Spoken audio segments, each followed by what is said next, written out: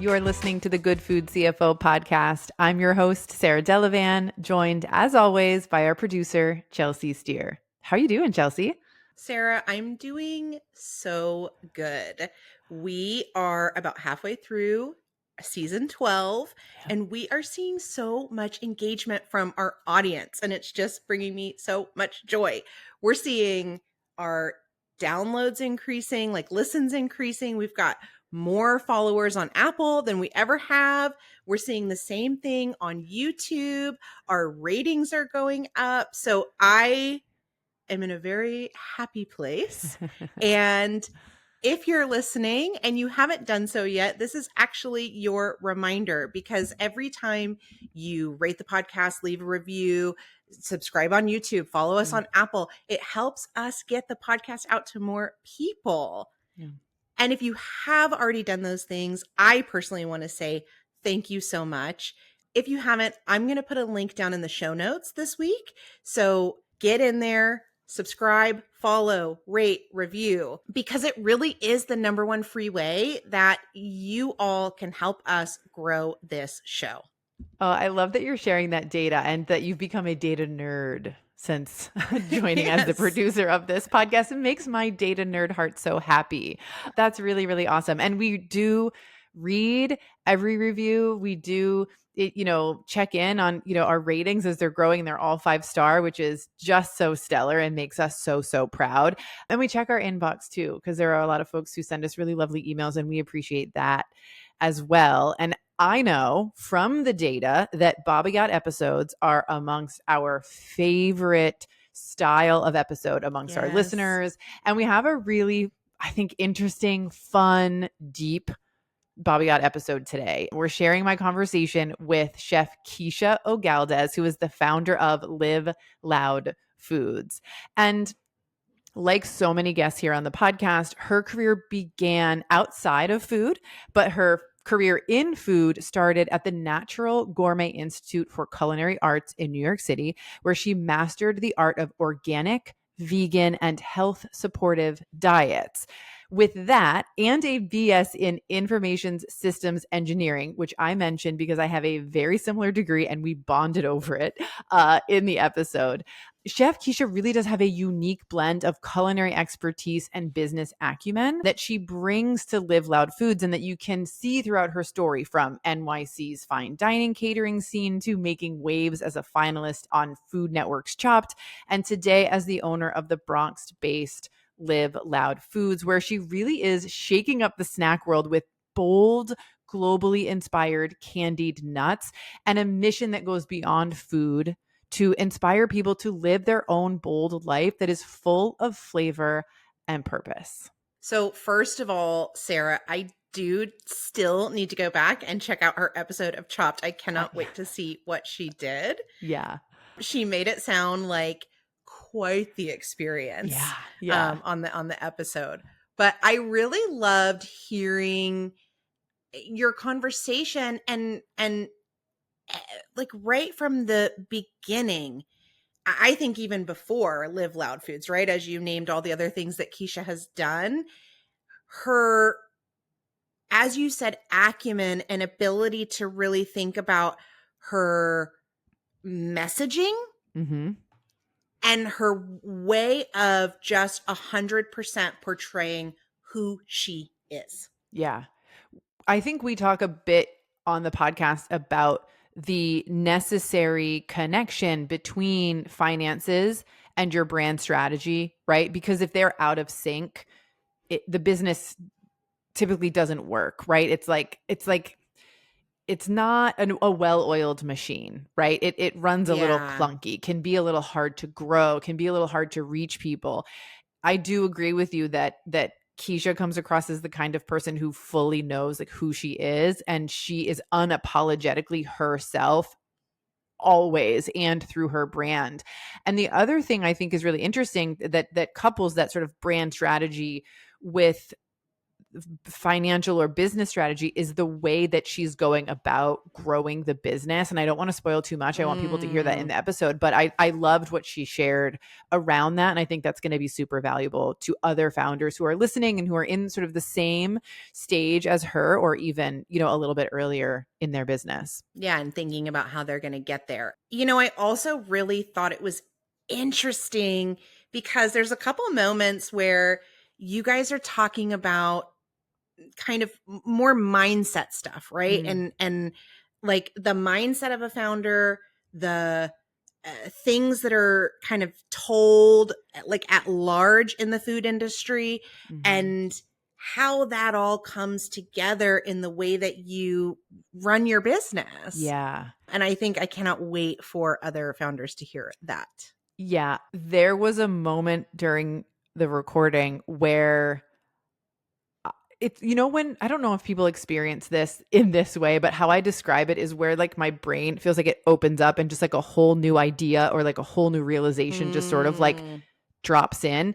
She says something, you guys will know exactly when it happens. And I go like, oh, they're like, for me, it was very obviously in like listening to the episode when like what I was experiencing, you know what I mean? And going, okay, well, let's dig into this, let's really have a conversation about what is truth and what is something we've been told for a long time, or just something, that we've accepted as the way. And I am just so like delighted that Keesha went there with me and was like willing to have a really, open and honest conversation and sort of discovery together. And again, I'm like trying to say but not say, because I don't want to spoil anything from the main episode, which is probably a sign for us to just like get to it and stop teasing. I was literally just going to say that. I'd say we get on. Yeah, let's do it. As a good food founder, do you ever feel like your work is done in a silo? Is it difficult to feel confident in your business and financial decisions because you don't have a sounding board?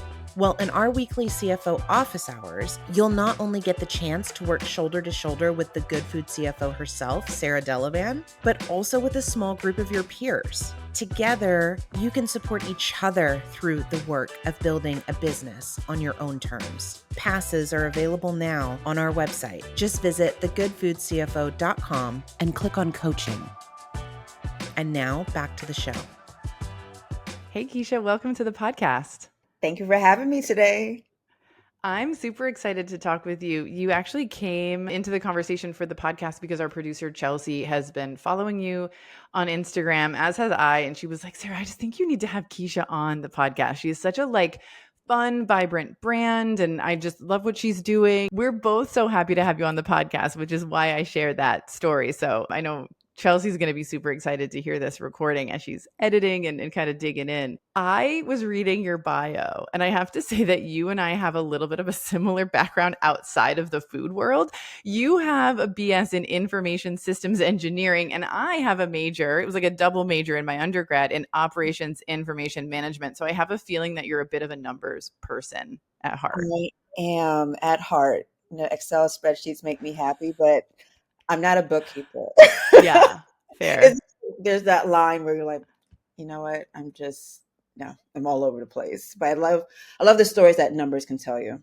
Yeah. Yeah. I love that too. The other thing I saw in your bio is that you were on Chopped. So you are, I think, officially the second founder we've had on the podcast who's been in a competitive cooking environment and on TV. I'm just dying to know, like, what was that experience like and how did you do? Oh my goodness. I actually filmed during like the end of COVID. Oh, wow. I was, Okay. yeah. So I always tell, people that it's like, okay, I'm on one of the hardest TV Food Network shows. I wasn't looking to I didn't even apply officially. They Yeah. found me. I think that's the story of my life. People just find me. I'm like, You have good energy. I guess I have good energy. I was like, you know what? I guess the world is telling me something. Do it. Yeah. Like, oh, maybe I shouldn't. I'm like, yeah, do it. My goal was like, I just need to make it through the first round. That's it. I just need to not get sick and make it through the first round, because you don't want to be that first person to get chopped, right? Yeah. But I ended up as the finalist. I didn't win, but the dessert round I made it to. So I'm Amazing. super proud of myself. And I would say I don't know which channel it's on because things different with different streaming systems. Yeah. But if you Google, I guess Alton Brown's Maniacal Baskets Challenge, Okay. episode 2, you'll find me. I'm Sounds gonna check it out. I'm gonna see if it's on my not a sponsor, obviously, Hulu account. Maybe I can find like it there. So how did you go from, you know, what you studied in school, as so many of us do, you study something in school and you sort of land in a very different place probably than where you imagined. But how did you get into food, and how did your career in this industry, like not CPG particularly, but just like the food industry in general, get started? well, I would say it's like a lot of things are kind of like inside of you, but Mm, it's not something you get pushed into. yeah. So we have both mentioned, our majors in undergrad. So I was more so geared towards math and science. So I kind of picked a major of engineering, out the bucket. So I'm like, okay, fine. You see me, I'm like, I'm not really the office type person. So kind of fast forward a lot of things in my life, but I worked in different nonprofits, different businesses, and kind of more so, I think my personality blends towards smaller companies that are more mission based or just Same. working towards changing the world. Yeah. But then I came to a point where I want to change the world. I need money. So got my Mm, MBA, ended up at Bank of America. It was a cool experience, but I don't think, once again, you learn about yourself. Big yeah. corporate entities are not really my jam. I got laid off. I'm happy. I got a severance package. It was kind of that I think a lot of people have that story. Like I wouldn't Yeah. have gone to be an entrepreneur per se, even though something being entrepreneurial like is something that's in me. But I Mm, wouldn't quit my job to say do something totally yeah. different. But that moment gave me that pause. So the crash of 2008 gave me that space to kind of play around and see what else I wanted to do. I like to cook. I liked rum cakes. I started selling rum cakes on a basic level. That's amazing. From that point, went to culinary school. So I started more in the focus of vegetarian and vegan, cooking. And so just going through, just learning more about the industry, working for different catering companies, built up a personal chef, business and catering, and it just keeps evolving. So it's now there was 13 years Wow. in that of living life in the culinary field. So I guess I say I found a home. At least I found a Yeah. lane. Was good at it, loved it. I think you have to be crazy to be, in the field. I would agree with that. But it works for me. It's definitely you're on your feet, you're creating, you're working. There's an aspect of business to it. There's the great point of food, the people you meet along the way. So it goes into this other realm of life where you're about to turn 40. I'm like I said, now 10 or so years, into this business. I'm like, I think I'm able to do more. Like, what does more actually look like? Yeah. Talking about, building businesses that can create wealth. So it's really that point like, I want to do more, but I don't know what it is. I never really go, the answer usually kind of comes to me. Mhm. So then I used to have pop up dinners. And so the story I usually tell people is like during this pop up dinner, I had the candy pistachios on top of a first course. Long story short, a couple of times, one time that I gave a bag as a gift, one of the bags got stolen. And I was like, you know what? There might be something in this. I was like, right, because it wasn't one day you wake up, solving the world's problems through candy nuts. Like that Yeah. was it. Yeah. So I was like, well, if it's good enough to get stolen, obviously, people will start. People do tell like, oh, it's great. I'll buy it if you sell it. I'm like, yeah, yeah, yeah, yeah. But the numbers, like how much candy nuts you have to sell to make a living, and not really be in that space to say I want to focus on figuring out how to, do that. So give it another year or so, being more in that headspace and encouragement from my partner. He's like, no, you'll be a great CPG founder. I'm like, I talked to a couple other people too about the candy nuts. Like, yeah, you might be onto something. If you actually Yeah. look at that aisle, what's on there? What's on the shelf? Yeah. So that was the journey of how the nuts became and why Yeah. I decided to start. So I want to go back a little bit to like you not sort of things coming to you. I talked recently in a newsletter about um, any sort of like mini, I call them like mini evolutions or like mini erosions or moments of change that have happened in my career. Some of them are very big and were forced upon me, kind of like your being laid off. A similar thing happened to me. And then I had this like series of like jobs that I got.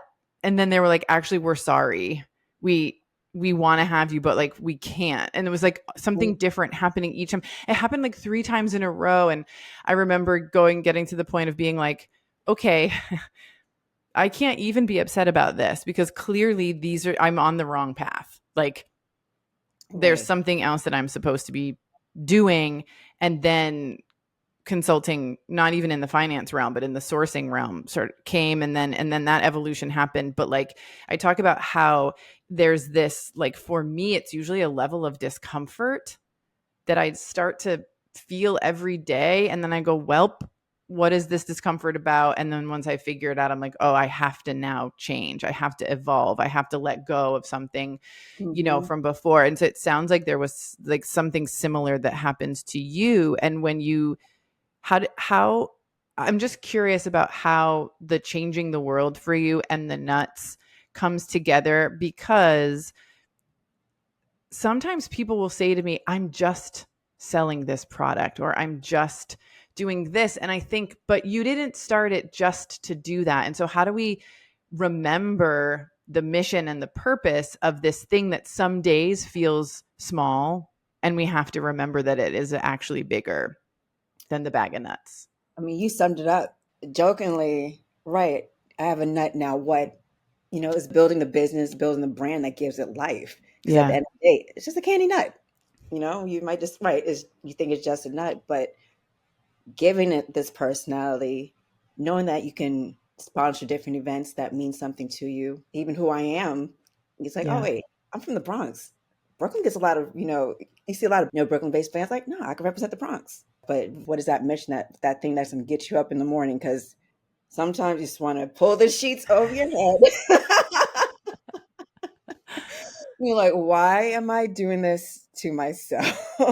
Yeah. Knowing that you can make some noise either in the flavors that you come out with, the messaging that you're pushing out, and then seeing as what's already on the aisle. I'm like, these brands are boring. Yeah. Same thing over and over. I'm like, okay, if I see chili lime one more time, I'm gonna scream. So kind of right, so kind of lends into the why, like really sat in it, like, okay, I have the opportunity now to kind of reinvent myself. Mm-hmm. What do I want this company to stand for? What do I want it to, look like? And it's really for me what the message I want to give the world is: live your bold, authentic life. Yeah. And you can watch me live mine along the way. So I think that's so great. I think it's so cool. And then, you've said already today, like people find you. We found you, right? Just living your life, building your brand. And there is something contagious about that. It's because of the actions we see you taking on social media. It's because of the flavors of the nuts that you sell. Like you look at your brand and you go, this is different. I didn't connect with the mission initially of like, oh, she's representing the Bronx, or some of those deeper things. But I'm sure the longer I spent with the brand, those things would come out. right. And I share that because I know that there are some brands listening who will be like, I have a big mission. I have a very specific purpose, and they vary, right, from founder to founder in their personal experience. But I think a tricky thing is how you communicate that Yes. to a wide audience in a way that really resonates. Because you can have a beautiful package, you can have a really great purpose, but if it isn't presented in a way that people can hear it and see it loud and clear and feel it, it doesn't hit. And this is a financial podcast, but the finance isn't the only thing that matters in a business. That marketing piece and the communication and the connection is critical. So I'm curious to dig just a little bit further into, like, was there a specific strategy around that when you launched, and sort of how did you think about that piece of things? Right. So right, I'll go back. Right, I sold rum cakes. I've kind of went through businesses in different, iterations. And I think for me, approaching the CPG, the marketing and the packaging was paramount because I knew even though I had a good product, if you Mm-hmm. can't get it off the shelf, we're just conversations, so, Yeah. over. But marketing and all that realm is not my strength. Okay. I know what I want to see and I know what I represent. But you said how it gets shown means a lot. Mm-hmm. Are people going to resonate with your, message? If they don't, it's just like, all right, she just has, candy nuts. So with the packaging, I worked, with somebody else and also with my social media. I'll give a shout out to, Devin. She got my vision. Yeah. You can put too much out there and it will confuse people. Mm. That's a good point. Yeah. The vibrancy of the brand and just kind of, me out in the street living my natural, good life, and hopefully you go out there and live your own life. But I think that's kind of the broad, mission. But if you start to then the other brands you interact with, you see a lot of wellness brands. I wouldn't say my product doesn't have the adaptogens, it doesn't have like anything extra saying, I Sure. mean, those elements, but just you holistically just taking care of yourself is the another underlying messaging, but not to put so much out there, then you're just like, what do you really stand for? Yeah. So it's very nuanced. And I think right coming on a finance podcast, you can kind of talk more about the business aspect that certain things I wouldn't really put on Instagram per Sure. se. If you're going to be in the retail space more so, it has to grab people's attention. I guess how you want to grab people's attention. What does live loud actually mean to without any explanation? Even on the back of the pack, I put this whole, here, live your authentic life. But if you ask somebody what does live loud, just off the bat, it can mean different things, Yeah. to them. That's in the beauty of branding and marketing is it could look different to different people. Mm-hmm. You can give a certain concept to different designers, different marketing people. It can look so different. Yeah. But it's at the end of the day, I have to, stand with with the brand. So I want to like who I'm standing next to. Yeah. But I think a good, something I'm hearing in what you say is like you can have a mission and that is important, but then you really do have to think critically about how am I attracting a person just in general? Like how am I getting a person to grab this bag and look at the back to learn more about it? How am I grabbing someone's attention on social media to then be able to take a deeper dive with me into what it means to live loud, which I think is really important. I mean, you having a great product, it doesn't mean anything, which sucks. I love you say it like that. I'm like, yes, it sucks. And certainly if you have a delicious product, people will buy it a second time. But where it doesn't matter is if it's how you get them to buy it the first time. Because, another thing a lot of founders say is like, when I'm there and I'm giving samples, like it sells like crazy. But when I'm not there, it's not moving off the shelf. And so it's like you have to answer that question of how do we get this product to move off the shelf? And it's like there's so much passion in food, but that there also has to be a lot of strategy. And that strategy literally runs through every single part of your business. That marketing strategy, the finance strategy, the growth strategy, right? They are all connected. And I'm thinking back to like a way back. Well, I think it was one of the first podcasts I ever recorded with Ali Ball and Katie Melezova. And we talked about the 3 pillars. And it's like really knowing your brand and what your message is, right? And then that sales pillar, how are you going to get people to actually buy your product? And then that finance pillar of like, how do you have enough money to do it all, right? And to keep on going and to stay in business, And Oh so yes. That is why I have two SKUs right now. how many? Just two 2. flavors. We go back to the money thing, right?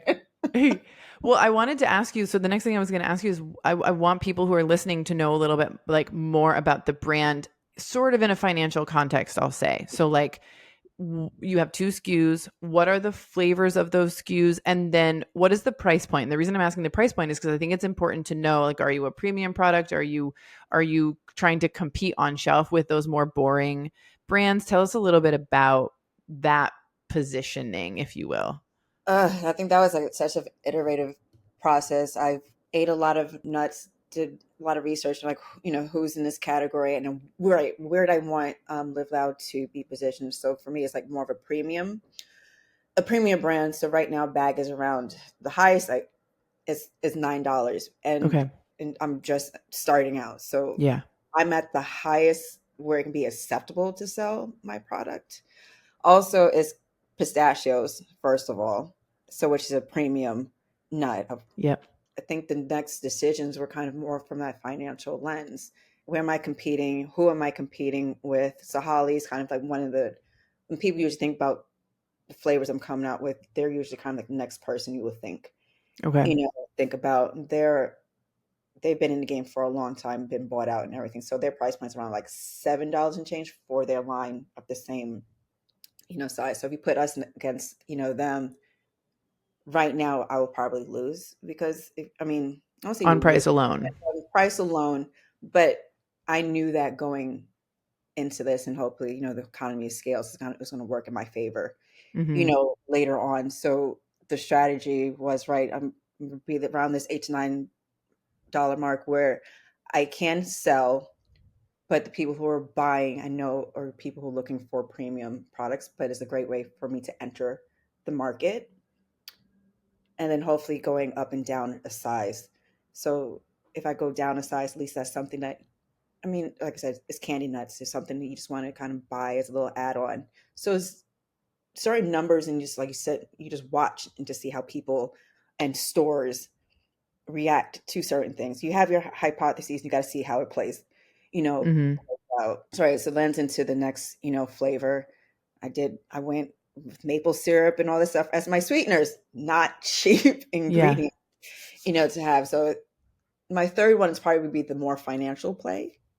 It's like something that's easy to produce, probably a little bit of seasoning, but you talk about Yeah. cost wise, the margins, nuts aren't, cheap to buy, but so definitely you have to have that financial lens when it comes to, your product. A lot of us come with this passion, like I want to create the best, greatest thing, but it's that I need to make something that's good enough Mm-hmm. for the masses that I can charge certain, right. I need to, right, somewhere in that line has to be a buffer. I can always add on these, as a chef, you're like, I can do all this great stuff, but all this great stuff costs Yeah. at the end of the day. So, looking through it from that lens, sometimes it hurts. Talk about the sales channels, like which sales channel will be the best to sell it at.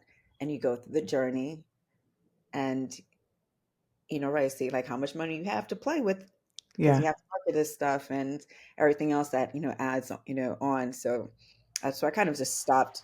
In my head, I wanted to launch initially with three, but I stopped with two. I'm like, I thought about sriracha, you know, how many flavors does sriracha have? I think they Yeah. just came out with their new one. So I'm like, well, I can launch with two and see what happens. I was fine just having two. Yeah. Yeah, people react to the brands, getting that feedback, and at the time, but now it's like, okay, I think we got enough data. We officially can get on to a third one and just validating different. It's always like Yeah. iterating and figuring these things, things out. Yeah. I mean, that's a very Baboyot kind of decision to go because I feel like 3 SKUs is a commonly recommended number of SKUs to launch with based on like how much shelf space you would take up and the Mhm. brand would have. But I think going, well, these are 2 core flavors that we want to have. It's, maybe one doesn't really make sense to launch with just one, but two does make sense. And financially, I'm going to stop here and see how things go. And then if it makes, because if you go 3 SKUs and they're just not clicking with people, you've really invested a lot of money. Right. And now you got to go sort of back to the drawing board, which is also not like uncommon to go, okay, we launched it this way and something's not clicking. Maybe we need to do a little bit of a rebrand, or maybe we need to change something else, or maybe we need to invest in marketing in this particular way, and you got to figure it out. I think the number of brands that like launch a product and that it hits like perfectly the first iteration is very very very very very very small, right? So I love that you share that. So tell us where your products are selling now. Which channels are you in currently? Currently, ecom, and also just really focused on a lot of independent stores. So, business to business, focusing on New York City. And we've always crack New York City. I think you can go anywhere. So I have a good core group of stores in New York, actually Brooklyn, Nice. Yeah. and also out in California. So it's great to kind of to have that core support. And these are definitely stores that are, they love supporting emerging brands. Mm-hmm. So just kind of getting feedback just along the way. It's like, so you just kind of tweak certain things, so just knowing then who their customers are kind of gives you that frame of mind, like, who am I talking to? Talk about my Yes. I'm like, okay, these are my people. Yeah. This is my people. I don't need to hear anything else. These are my people. Yeah.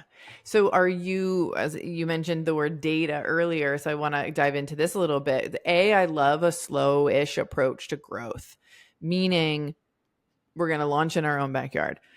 We're going to launch with smaller stores where we typically can have good communication with the buyer or the owner, right? What are people saying about this product? Are they saying it's too expensive? Are they saying they don't like the flavor? Are they loving it? Is it moving? What is the demographic of this shopper, right? And you can learn a lot from being in these independent stores and testing out, almost like testing slightly different markets even within that type of sort of business. What kind of data specifically like are you gathering in terms of the type, not the like like actual data, and you know what I mean? It's like a little clipboard, right? Yeah. And then I guess, and then I'd be interested for you to share if you can, like, then what do you do with that info? Just maybe like an example or something. Cause I think that this is a piece too that people tend to skip over. They go, well, I got this product. It's delicious. Some people here, in my family, in my close circle at the farmer's market, they're telling me that they love it, which farmer's market is a great place to do that kind of work. But then they kind of go fast in terms of like selling to stores. And it sounds like you're maybe taking a little bit of a slower approach, which I love. And I just want to learn a little more about. Right. I guess right. That's the strategy in itself. Is like you only have so much time in a day, and you don't want to waste buyers' times. Mm-hmm. So premium product, what stores kind of cater to these, products? So like, right, what's the data I'm actually trying to get out of it is what are they pricing this product at? Are they taking my suggestion or, marking it up? Which stores are actually moving the Mm-hmm. product faster? So, and is there a through line with these stores? So you have the independent stores if it's a specific neighborhood also, right? So you really want to know who are these people and why are they buying this over and over again? I think Yeah. that's one of the comments the owner of Fulton Slow Market gave. He's like, most people just buy something once. But he's like, with your nuts, you're buying it again. I'm like, okay. I'm gonna just take that and put it in the back of my head. So I guess I got loyal fans. So Yeah. Hopefully he's using that data too to figure out how come people are only buying one of most of the products he has in the store. this is not a one and done. Something else I've noticed is stores I think I do better in are stores that really heavily have like activity. Like one was social media for me. If they Mm, have social media engagement, so there's another touch point that people can see your brand on different interesting. stores. If they have an active social media presence, I'm kind of more keen to hopefully we can connect because you can get to learn about a brand through another channel as opposed to you looking on the shelf. So yeah, active social media. What kind of promotions are they doing to drive traffic to their own stores? Mm-hmm. Because foot traffic you know, is key. We don't want any of this stuff sitting on the shelf. Also, can I work with these stores directly to do sampling and Yeah. things in that nature? Goes back to once they eat it, they love it. Cross fingers. But if they can't convey what it tastes like on your pack, what else can you do to kind of move this, Mm-hmm. move this along? We can't just sit back as founders thinking that I have the greatest product in the world is going to sell itself. Yep. I mean, that's kind of arrogant, but hey. He's like, well, anything I can do is like, let me know. You want me to stand there outside and sample all day? I'll do it. But definitely in that learning phase when people don't know what your brand is. Yeah. If you're just totally brand spanking new, what are you doing for that awareness? Yeah.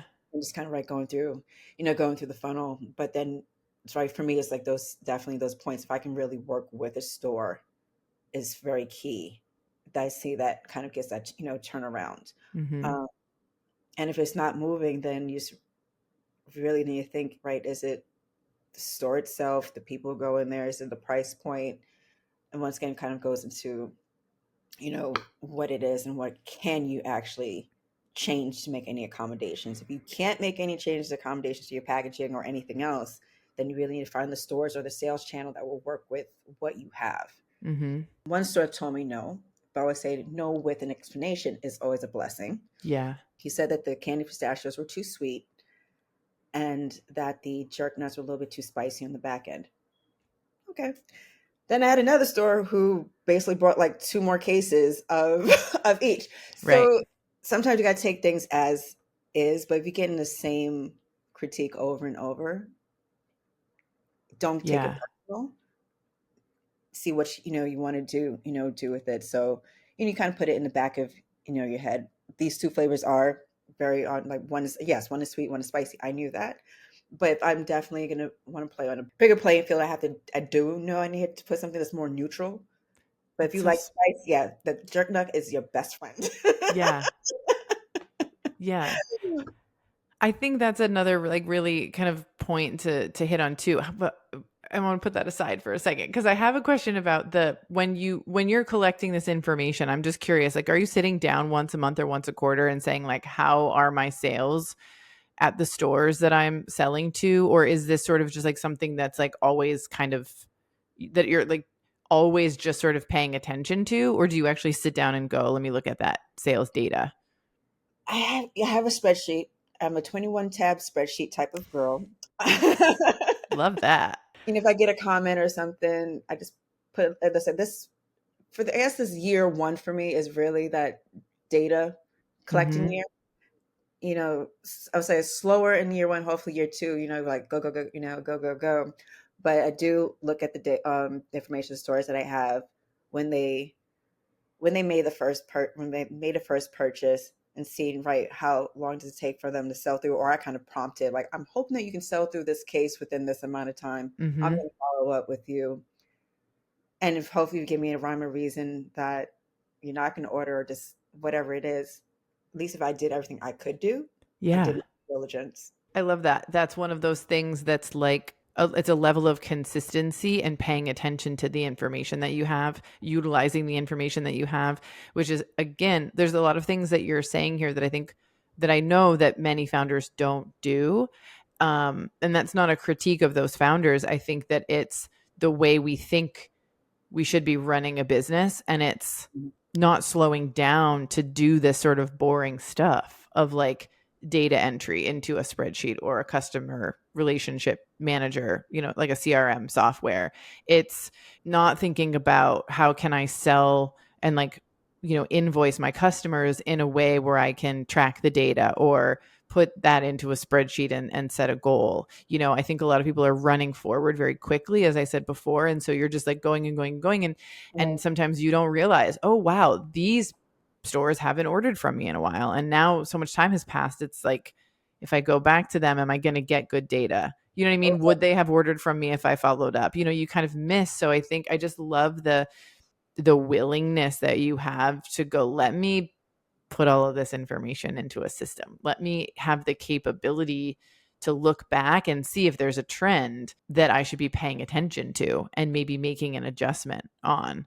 So I just want to call that out as Thank something that you. I think is great that you're doing. Not a lot of people don't like, use the word sales. Like for me, I see it's like it's a partnership. Mm-hmm. You know, you make me money, I make you money. And right. So kind of like I said, this independent venture, you're able to go into different stores. You're able to see what else is on the, I guess I do I like to analyze things. Mm-hmm. You go into the store, you see what they already have. You Yeah. know, how can I complement what they have? That's And amazing. I mean, that's wonderful advice because how do you sell to a store if you don't know what they have? What is the advantage that you bring to that store by offering your product there? If there is none, because the nut category is already like really filled out, maybe you don't spend your time there. right. And that's, I think, the hardest. It's hard when you try to block out the noise, like, oh, so this company got into X amount of stores and these they're in these stores, but to really sit down with I need to be the stores that make sense for me and my brand, Mm-hmm. how, however amount that may be. Yeah. If you have one strong store that you're selling out of, Mm-hmm. nurture that relationship. It doesn't sound sexy, I guess, one store, but to keeps going back to looking at your numbers. Yeah. I mean, I don't want to be too negative, but it's very much reality that I've seen brands launch into, let's say, 30 of XYZ store, and they're in and out because it didn't work for one reason or another, right? So it is very sexy to say that we got into 30 stores. It's not very sexy to say that we're no longer in those 30 stores. You don't often hear that.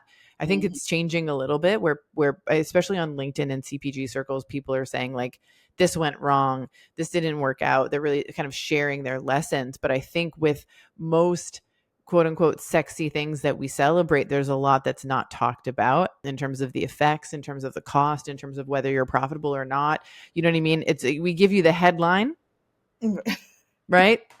And the story you don't get to read. You don't get to see what's really like happening on the inside. And I've forever been telling my clients, do not pay attention to what someone else is doing out in public, because you have no idea what's happening like privately at home, as I like to say, right? They could be in 1,000 stores and be just drowning in debt. You don't know. So unless you know the full story, do not compare yourself to another brand. Unless you know whether they are like, are they funded? Are they not funded? Right? Unless, like, how do you compare yourself to someone who is not at all remotely in the same situation that you are in? You can't. It's not a comparison. Right? And it's because you have a CPG brand and because you're both on social media, you think you should compare yourself? Right. No, absolutely not. But that's how they, put right. Everybody's equal. And then right, you start to peel the layers of the onion. Like, no, we're not equal. We all haven't come into the industry on the same footing, Yep. same knowledge sets. Yep. There's so many different variables to, think about. But you can be profitable. You can make a living, on this. I'm waiting to get to that, that point, kind of sticking to it. And it's not one way to do this. Yeah. Completely agree. I want to talk about the vision that you have for your business. I know that you are, striving to disrupt the nut category. And I think you're doing that with your flavors, and obviously like how you're making your product. Is there anything else that is in that disruption for you? I know. And at first I was like disrupting the nut out. I was like, am I? Can I? Definitely, would like to expand to other products outside of nuts. Hence, it's Live Loud Foods gives me a Yeah. little wiggle, wiggle room, but definitely things that are grounded in culture. Love hearing about people from, across the world. So I think that's the kind of commonality. So anything, it's gonna be some bold and funky flavor, Yeah. It's like, yeah, representation in every aisle of the store. You know what I Mm, mean? In the form of flavor is a very exciting thing to see. And it's like you're bringing that to the nut aisle for now and beyond in the yes, future, perhaps, which I love. Do you see yourself or do you strive to be a national brand? Is that something that you hope for? I do. I think it's scary to say that, and I guess it's like, how do you actually do it? And just knowing how much will take out of me. But I think that's a challenge in itself. Yeah. Like, I'm gonna be a different person going through this. hmm What I think is interesting too is like the number of times I've asked that question to people, mainly privately in one-on-one conversations. Sometimes they say, "Yes, I want to be a national brand, but I want to do it this way. I want to Mm, work with a series of regional suppliers or distributors, I mean, and have a national presence in the stores that work for me." Because I think in today's day and age, a national brand doesn't mean selling into Kroger. It doesn't mean selling into like big chains necessarily, right? And I think that that's something nice to remind ourselves of, is like even in the word national, even in striving for big, national representation and showing up in every state, it doesn't mean you have to go into the traditional distribution channel. It doesn't mean you have to go into the traditional, corporate store. You can also do that on your own terms too, which is really cool. which is beautiful because sometimes I even struggle with, do I even see the brand and like, and say the bulk chain, like hmm BJ's and things like that. I'm like I don't know. I think that's. I mean, if numbers work out fine, but right, it's like how you can't. Right, you hit it on the nut. It's like you can do certain things, but it doesn't have to be the way that everybody else is, doing it. How can you touch different people, but with stores that with have the same brand messaging as you? Yeah. Yeah. You're collecting all this data. It's like you know, as you continue to collect it, this kind of store works and this kind of store doesn't. And it doesn't mean that you can only have that form of business in New York City. You can have that here or there. You can have it in California. Then you can have it in, I'm just going to say like Pennsylvania. You could have it in New Jersey, right? You can expand that same model in a sense. You don't have to go radically different because national is what you're hoping for. And I think I want that to be a message that people hear from this podcast and kind of extends out into the world. Like there's more than one way to do national, which is exciting. And also if you don't want to do national, that's totally It's fine, fine right? too. That's kind of what goes back into the whole messaging of everything is what makes sense for you, and it's like not. It's like usually you hear like, yeah, we're gonna be the fastest, largest growing company, and just sounds like something that we're forced to say. So Yeah. even though you ask like, do you want to be national? I did. There was probably like 2 seconds of hesitation. Like I have it sometimes. Like, do I? What does it look like? And this is a good thing too. Like you don't have to know exactly what it will look like right now, Right. right? Take those hurdles, but it's like be as big and as impactful as I can be. I love that. Yeah. I love that because that's a growth mindset, but it's not a like predetermined success outcome in terms of like it will look like this. Which is I'm not, like it's probably something that's probably it's probably people like you shouldn't say that. If you're looking for fun and you have to already have this vision, by year three, yes, this is what we yes and no and maybe so. You have to strive to you have to set the course and direction where you want to be. mm-hmm, Yes. But to be open to say the path can be a little bit different. mm-hmm, totally. It's And here's what you said. You just said the word like funding. I think in today's day and age, finding the right funder who understands like why your vision is to have the most impact, right? I forget exactly how you worded it, but they'll get it. They will get it if they understand the brand, if they understand who you are, and if they understand the overarching mission, right? If they don't, they'll say, well, wait, like, are you know what I mean? You'll know if they don't get it. And if they don't get it, they're not for you. And if they're like, like that's what we want to help you do, and we want you to like replicate this in the stores that work for you because you've done like that's the convos that I feel like for someone like you, a good funder would be having with you, right? Just in general, like general funding advice is like if someone doesn't get what your vision is, say no. okay. Someone is out there who will get it. Yeah, sorry, unsolicited unsolicited advice. No, but it is the advice that we need to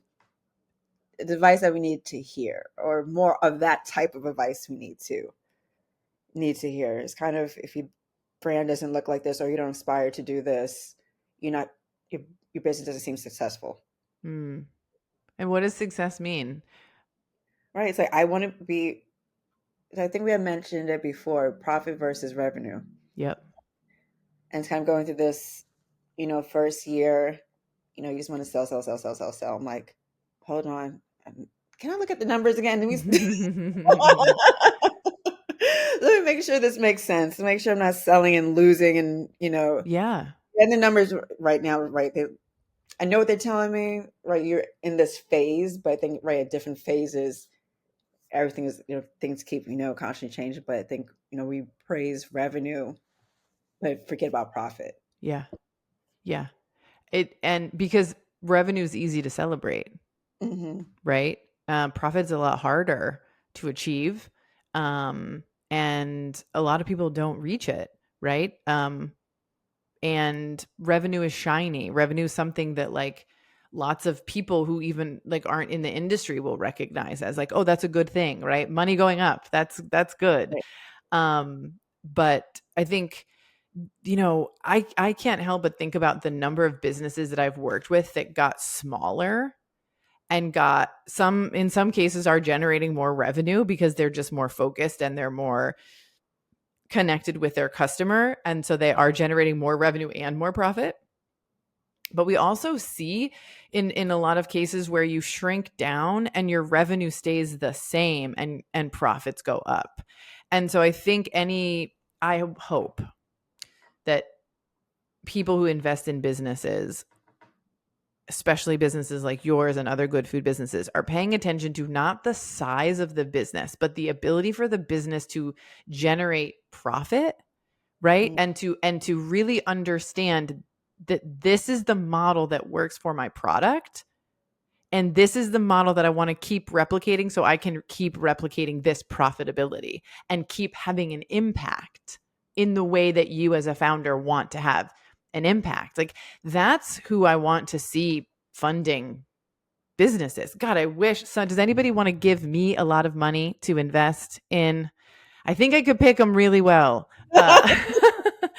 But, you know, I'm not shy about the fact that like, I want there to be lots of independent businesses in this country who are operating free of corporate investment, free of corporate, oversight.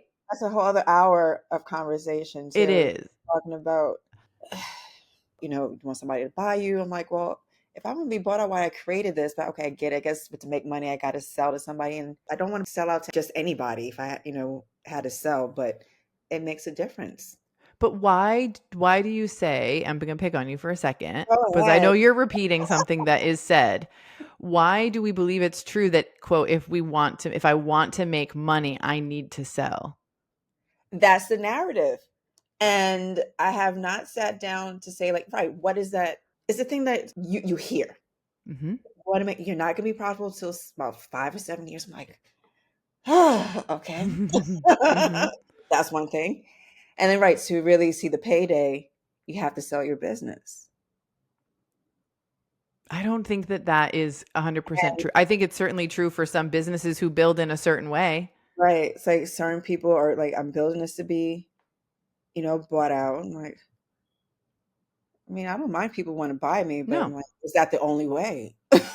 Why? Why do you have to build something and sell it to make money? And here's the thing, like we're very BABOYOT here. Build a business on your own terms. Like if that's what you want to do, if that's your vision, great, do it. I like to support and connect with people who are building brands beyond just making money, right? But we know we need to make money to have an impact. We need to live our lives, to have a home, to have food, you know what I mean? Maybe want a vacation. Yeah. But why is the narrative that in order to make money in a food business, you have to grow it big and fast and sell it, right? That is a narrative that certain people, I think, want you to believe. Perhaps it's a narrative that corporate food wants you to believe. That's probably a narrative that certain types of investors want you to believe, because if you do that, then they make money too. But Right. I don't think that I know that is not true for every business. And I, from the like center of my soul, know that we can build businesses that are profitable, that you can generate wealth for you and your community and whomever you want to without having to sell it. I think that it's not your responsibility or my responsibility necessarily or inherently to uplift our communities financially, but doesn't it feel freaking good to do it, to And employ people in our neighborhoods and in our yeah, areas, and to support farmers and like, and I don't that's know. really, and that's kind of goes back into like why start this type of business, because you can have that type of impact. I mean, comes with a lot of stress at times. People are like, well, you have to pay other people, but that's like being a boss. Like you have the ability to create something that other people can eat from. Yeah, that's beautiful, And I'm empowering, strong, like, and again, do whatever you want. Everyone listening, do whatever you want. But I just don't want Like there's only the one way to do something. I think that's yeah. definitely the journey of learning more about this industry and just kind of picking apart. And like, are people just saying things because it just right? Is that's the narrative? We just need to repeat it and keep going. Like, are we thinking about the choices that we do in business? Yes.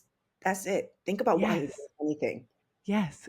One of the things that I keep the term that keeps coming up is critical thinking. Hmm. What I wanted to teach people is critical thinking in business, right? To question, well, why is the only way I can make money if I sell this? Well, why, if I do want to be national, is there only in theory one way to do it? Why? Like a child, right? Like a little kid who's just learning how to like live in the world and is starting to think differently, like why I want every food founder to like emulate like a 3-year-old kid and like ask why. Having these conversations, finding other people that think like you, and it's like, okay, there's not one way to do this, and everybody's way is different, and just celebrate that part of it. Like, okay, Yeah. you're choosing, you have this product, you have this, this is your vision, go for it. But it's that critical thinking that some people don't have, or you don't want to challenge like what's the narrative that's being put out there, but just doing what makes sense for you is kind of Yeah. that that bottom line, and to even challenge yourself. Why am I doing this? How am I doing this? Is this alignment with who I am? I think it takes a certain level of confidence to do that, and we don't all inherently have it. I will say firsthand that like when I started this podcast, I didn't have the level of confidence that I have now to say some of the things I'm saying to you. And so I think it's the same too when you're like, when you're inundated with messaging, you believe that messaging to be true. And it takes courage and confidence to question that messaging and to push back a little bit, right? So, and that's why we're here. That's why this podcast exists. That's why I asked you onto the show, is to like have these conversations and for you to share your story about how you're doing things differently, how you're looking at the data, how you're taking your time, this year and being really thoughtful about things, because I know that it will encourage other people to do the same thing. Not follow in your footsteps exactly, because that's not what we're saying to do, but to do things in the way that you feel comfortable and to question things when you really aren't sure why you're doing Right. it, and things like that. It will change, hopefully, the way that people do business and the way that business is done eventually within the greater food Right. industry. I know this, being in, in this side of it, you think being a chef, about the food industry, but then being on this end of it, like, oh, it's a whole different animal. Yeah. So there's certain things that bleed over, but it's a whole different ballpark. Yeah. Yeah. I want to switch gears a little bit. We do like a little questionnaire before we have a guest on the podcast, just to kind of, gauge like, hey, what do you want to talk about? And so what are some financial lessons that you learned? And one of the things that you said, and I'm quoting you here, is launching a business is not cheap. And this is true, no matter how hype how much of a hype person I can be about like we can do this and we're going to change the industry. I also think it's really important to say this is expensive, and in order to last, you have to know how much money this is going to cost you, to have a really good estimation. So tell me, how did you learn that launching a business is not cheap? It's like, I guess some people buy themselves, vacations. I guess I buy myself businesses.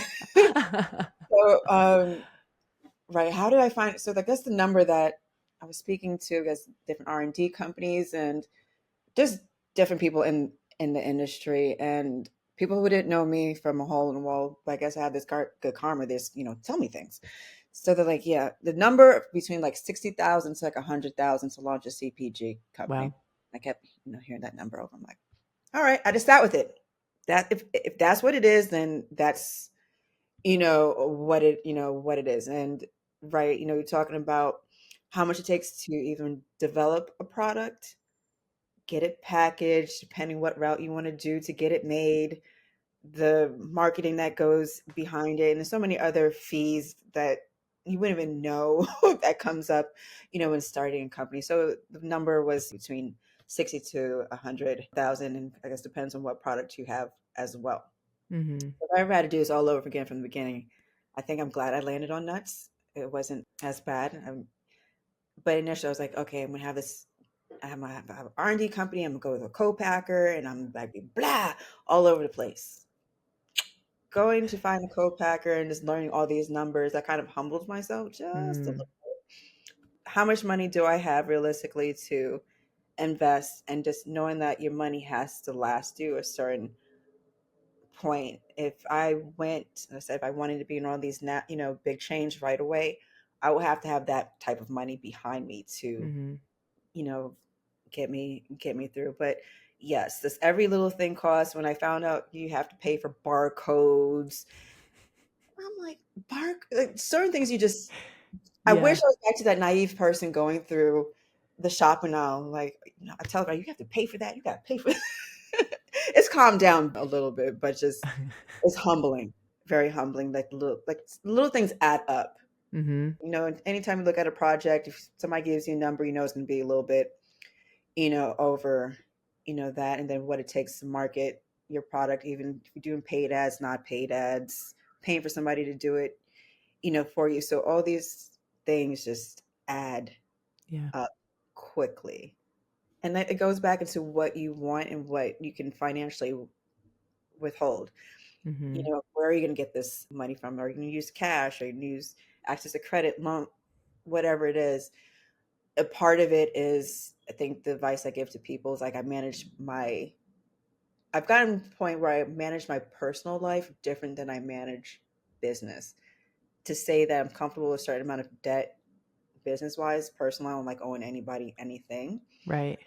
Just having that level of comfortability with it. But it's definitely, 5 figure and up game at minimum to play with. It's not Yeah. just, being a personal chef. I just need my knives and a good recipe, and we're off to the races. So Yeah. with the Yeah. food product, right, you need, your inventory and how much inventory you're gonna, start off with. But it's definitely capital intensive, but it's something, if you're comfortable with the numbers, or telling yourself the truth, or having somebody tell you the truth. If you don't want to tell yourself the truth, hopefully somebody else can. Like, if you have this much money, what would you do with it? Like, you tell somebody, I gave you $100 today, what would you do with it? Marketing Mm-hmm. wise, so many different, answers, just knowing what you want your outcome to, look like. I've gotten, in the beginning, I said, I got a quote to develop the 3 SKUs for me. It was about $40,000. I was like, whew, okay. Mm. Like, luckily, I think my formula is good enough or whatever, but just seeing what businesses can go through Yeah. to get a product on the shelf. That doesn't mean your product's even going to be successful. Mm-hmm. That's the hardest truth about it. Like, you can spend, right, $60,000 or whatever this number is, not even being on the shelf, and you can flop. Yeah. Are you comfortable losing that investment?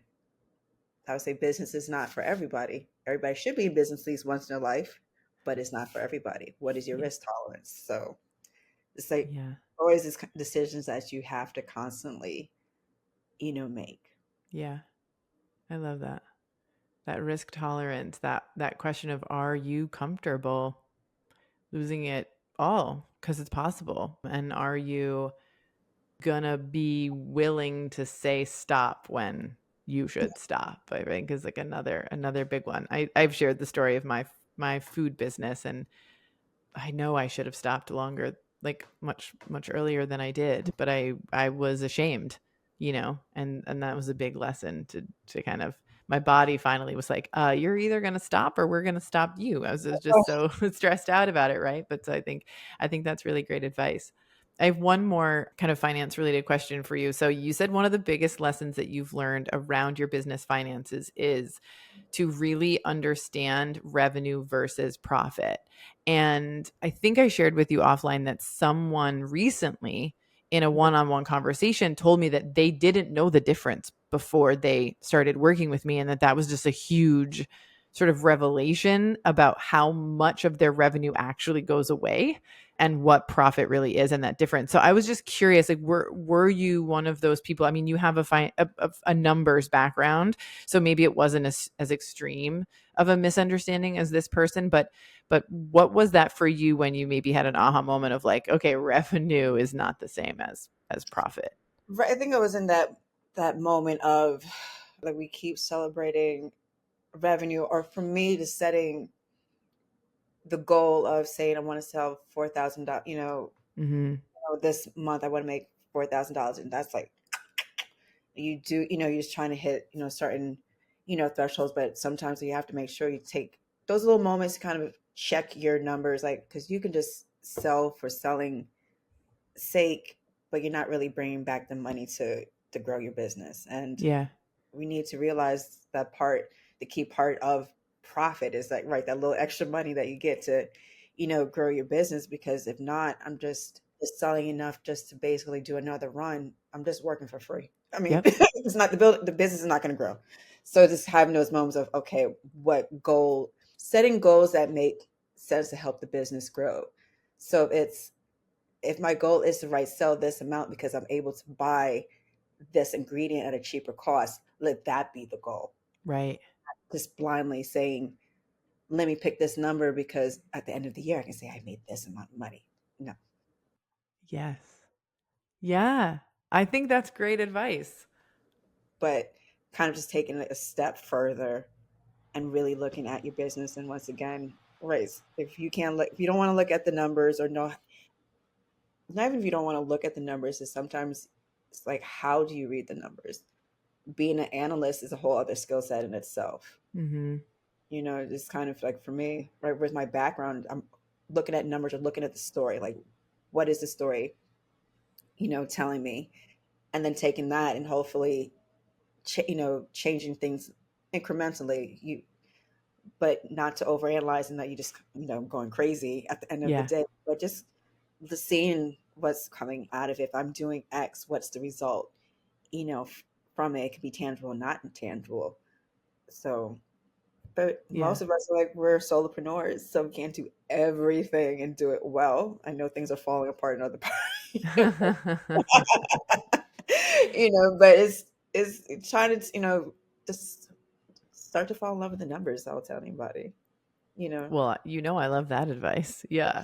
Yeah. But I think, I want to echo what you're saying is like, yeah, picking a number because at the end of the year, you've got $500,000 in sales or, $1 million in sales or $250,000 in sales is like not a helpful goal to have, right? It's like, why is asking yourself the question, sort of going critical thinking, right? It's like, why do I want that to be the number? And as Right. you said, like, is it because I will then unlock this like larger, purchase size and save per unit on my nuts or my packaging or something like that? Will that be the number where if my costs stay steady, I can achieve profitability? That why behind a revenue number is a really interesting thing to think about. And hopefully it's challenging people right now who are listening to go, why do I have the sales goal that I have? Right? What is that rooted in? I think that's amazing. Well, Keesha, this is lovely. Thank you so much for spending now over an hour with me. I so appreciate your time. Like I said, we can talk forever about this. I know. I know. Where can people learn more about Live Loud Foods and what you're up to? I guess the best place is Instagram. You can always DM me and say what's up. So that would be at live.loud.foods, and also online, www.liveloudfoods.com. Good old fashioned email, hi@liveloudfoods.com. Amazing. And I don't know if for those who aren't watching on YouTube, Keesha has really beautiful art on her walls. Will you? Yeah, I was just going to say, can you go up? So pretty. So gorgeous. I I have to love get, it. I have some more. I haven't put them on frames yet, so I'll take a picture eventually. Yeah. Yeah. It's amazing. Well, thank you again for being here today. It's been a pleasure and hopefully we'll stay in touch. Thank you. Looking for more content like this? Subscribe to our YouTube channel. You'll see weekly podcast episodes as well as other content related to the show. Just visit youtube.com/@the Good Food CFO. Thank you for joining us here today. If you enjoyed this episode or found it helpful or inspiring in any way, please share it with your founder friends on social and rate and review the podcast wherever you listen. It's the #1 way to help good food founders find the show. We'll be back with a brand new episode next week.